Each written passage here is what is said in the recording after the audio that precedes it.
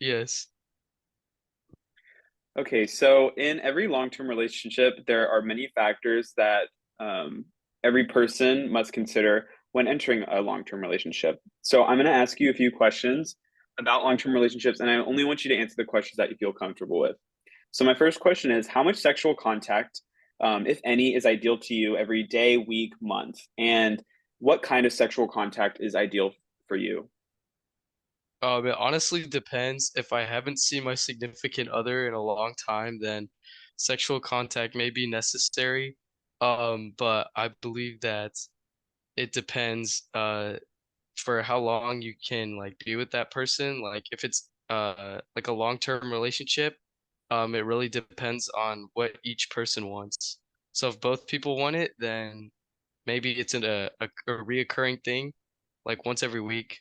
But depending on the needs of each other in a long-term relationship, then it can be anywhere from once a month to every day. And do you think that having sexual contact is integral to having a long-term relationship? No, I believe that some people have specific needs and some people also have needs that they don't need to be met. So depending on what each person wants, then it doesn't matter. It's not necessary. So, personal to you, how do you feel or respond when you don't receive the ideal physical or sexual contact?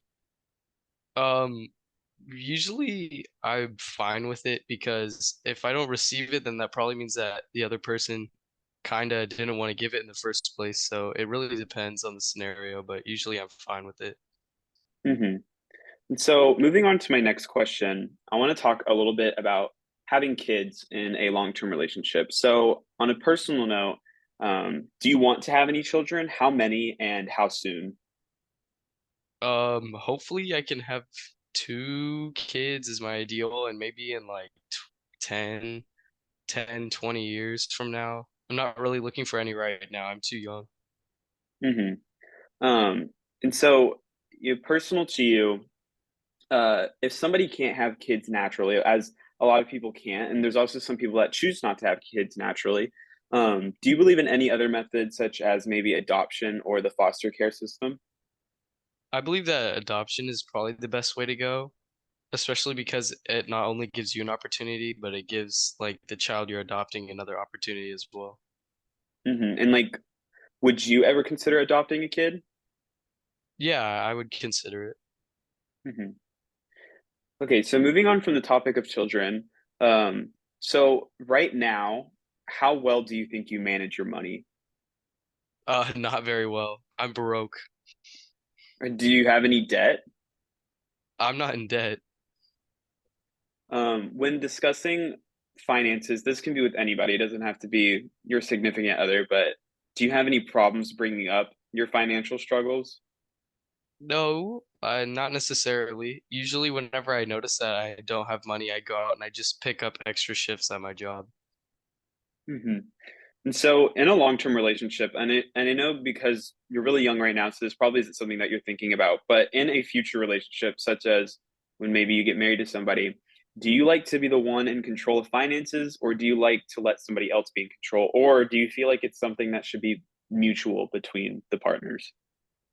I feel like it's a little bit mutual, but I believe that I should carry the financial burden, especially because, um, like the degree I kind of want to get is sort of high paying, and I feel like if I shouldn't be the financial burden in my relationships. hmm And so, in a future long-term relationship, what would happen if maybe your significant other made more money than you? I mean, that'd be fine. I wouldn't complain about it. I mean, it's good for both of us, especially. And if we're both bringing in money, then that's also good. So, I mean, it's not a problem. hmm So, the roles of who's in control of finances, you don't really believe in like the stereotypical, like the man brings in the money of the house while the woman stays home and, takes care of the house and children. Like, if your future wife was making it like millions of billions of dollars like every year, like, would you be okay with her being the primary sort of breadwinner of the house? Yeah, that'd be fine. I mean, I would not complain about having extra money. Like, I don't think anybody would. Um, hmm As long as the bills are getting paid and food's on the table, I wouldn't complain. So this is also thinking like way far into the future, like way, way far into the future. So you might not have thought about this at all. Um, but how do you feel about retirement savings and emergency savings, and what are you willing to save for each of those? I mean, I have an IRA, so I have a retirement fund set up already. Um, Hmm. so I believe that having retirement funds are good because uh they can like help you in the future so that you may not want to like put money into it now because you want money for like right now, but it's important to plan for the future. And are you willing to sacrifice a large portion, of your income to savings? And how much do you think you should save? I think you should be saving at a minimum like 50% Hmm. because if you spend too much of your money, then you're either going to end up in debt or end up without like money in the future, like when you retire. So I believe it is necessary to save money. Hmm. Okay, so moving on to the next topic of discussion, what are your thoughts on monogamy and polyamory? What? Like, What are those? monogamy is where you believe in having one primary partner, and polyamory is where you're open to having multiple partners. I don't think one should be open to having many partners. I believe that it's just a loyalty thing. Hmm. Um, it's important to stay loyal, like that's a trait, and I believe that having multiple significant others kind of opens up to more problems. Hmm. And so, to go off of that, do you think any outside relationship coupling or sexual contact is acceptable to you? Me personally, no, because like it's important to stay like loyal, and that like just causes like issues that are kind of hard to account for in a relationship. And so, how would you react if, your significant other or future significant other came up to you and wanted to discuss the possibility of entering a polyamorous relationship? That would be a problem for me because I don't really support that. Hmm. Um, I don't know.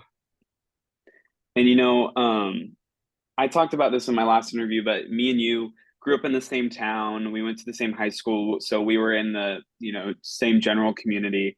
Do you think that the environment or maybe your family or religion definitely influenced those views of like being loyal and only having one partner opposed to like being open to many partners?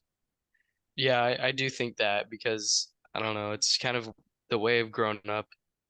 Loyalty is a very like strong trait, and it's important to like have your mindset on one thing instead of like trying to bounce around. And do you think that maybe if you grew up in like a different environment, maybe with different family values, because I grew up in a very traditional household as well, but um, the suburban town that we grew up in, wasn't very diverse in its opinions and also of just its makeup in general. Do you think that if you would have lived maybe somewhere in like a city where there's like thousands of different groups and maybe you were raised a little bit differently, that your opinions would be a little bit different? I mean, if it was socially acceptable in that different scenario, then maybe, but I still feel like no matter where I grew up in, like it's kind of a firm belief I have, but I can't really tell if it would be different depending on where I grew up. Hmm. All right, so moving on to my next question. How do you feel about couples counseling? I mean, it can be helpful if you need it. Um, I think it's necessary, especially if you're going through problems. And it's also a good thing to use to like catch up with each other and make sure you guys are on the same page.